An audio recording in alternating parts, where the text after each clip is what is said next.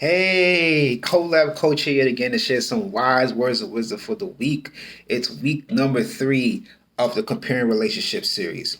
Week 3 means we're going a little bit deeper, but we're going to go in a nice, smooth way. We're going to move in nice transitions, and we're not going to make you feel embarrassed by things that I say. You may feel a little bit, but we're going to go.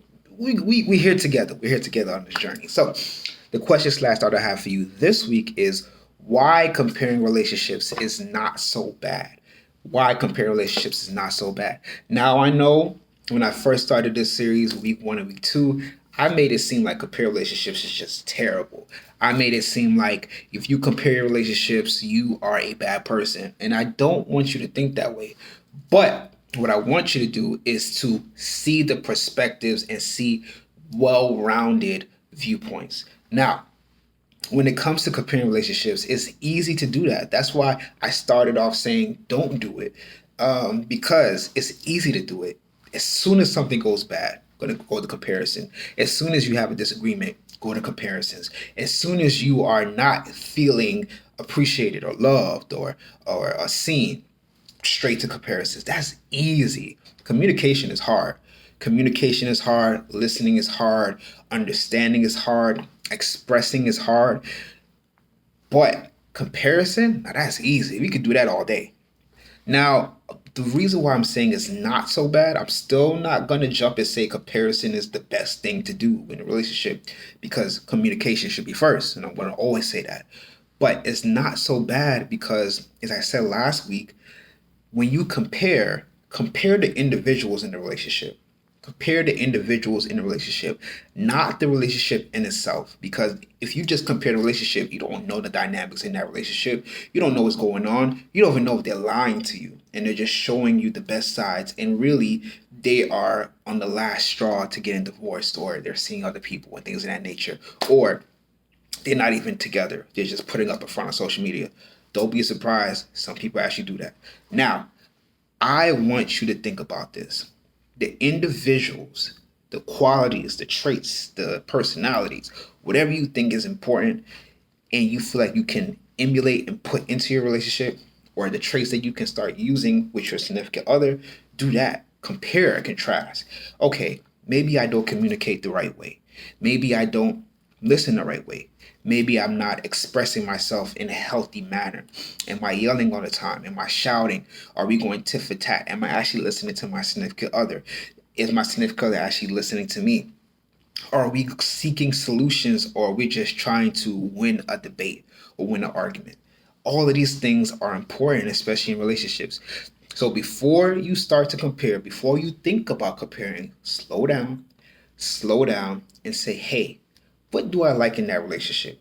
What in that relationship is something that I actually want in my relationship? Is it the individual? Is it the individual traits? Is it the relationship in itself? All these things you should be thinking about.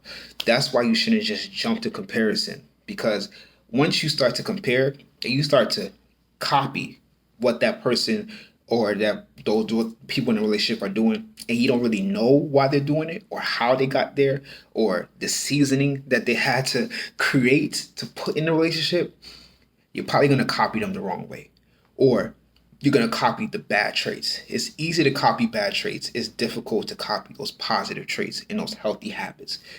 Now, let's break this down even more. Let's make an example, actually. So you see a couple on social media, or you see them on YouTube or wherever, TikTok, whatever the popular thing is now, and you see a couple that is just loving on each other, compassionate, feeling on each other, saying that, oh, they love each other. They're going on these expensive trips. They're doing this, that, and the third. And you're like, oh, I wish my relationship was like that. Whereas all you guys do is maybe have pizza on Fridays. And you don't plan trips. You're just hanging out. And that's it. Don't look at what they are doing. Do look at the reactions. Look at how they are looking at. Are they looking at each other within their eyes? Are they giving the gestures, the nonverbal cues to see if it's real or not? Because somebody could say, "Oh, I love you," and not really mean it. I mean, we all been there. Someone could go on a trip with you or go on a vacation with you because they have their ulterior motives that they want to actually appreciate the vacation itself instead of the people in the vacation. That's real as well. So you have to think about nonverbal cues that you see on videos. And also, when you see people writing posts, look at the reaction of that person they're writing about. What are they saying?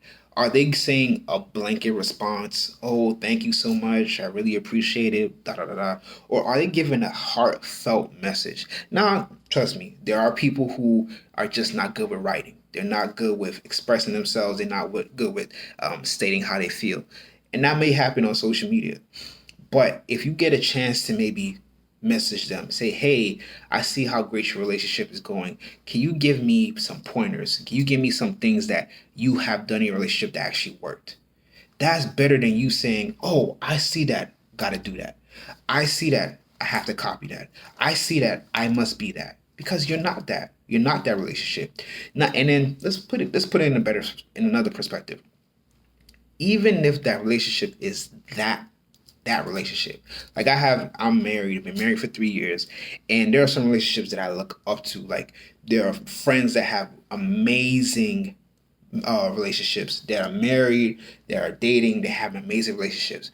I love things in their relationship. I don't want to be exactly like the relationship because me and my wife are different. We have different things. We are different personalities. We're two different people. And I don't want to be a cookie cutter of someone else's relationship because that's going to get us nowhere. Because once we finish copying the things that we see, where else are we going to go? That's the problem. The problem is that you can copy someone, but once you copy them, what's next? Just like when you had a test, you had a friend that's next to you and they had the right answer. You copied them, you passed the test without teacher knowing. But did you really understand? Did you really comprehend what was going on? Did you just want to get by? Don't just get by your relationships. Thrive in your relationships. Be happy in your relationships. Be successful in your relationships. Not to say they're gonna be perfect, but at least you have the chance to move forward in a positive direction in your relationships by being your authentic self and being the authentic relationship that you and your significant other has created.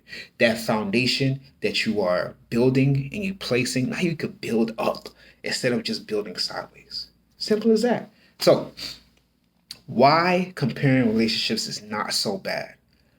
Trust me, there is nothing wrong with comparisons. There is nothing wrong with getting individual traits, personalities, or gestures that certain people do.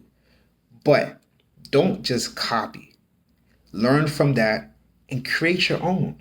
Because once you start copying a relationship, that's all there is. Just the copy. You can't move forward. Build within your relationship, build within your friendship with your significant other, and that way you're creating something that's successful. You're building something that you too have decided on instead of copying what other people have done. Do it the right way. Copy what you learned, compare what you can, but then create what's your own. Simple as that. So, to make it as simple as possible, why comparing relationships is not so bad.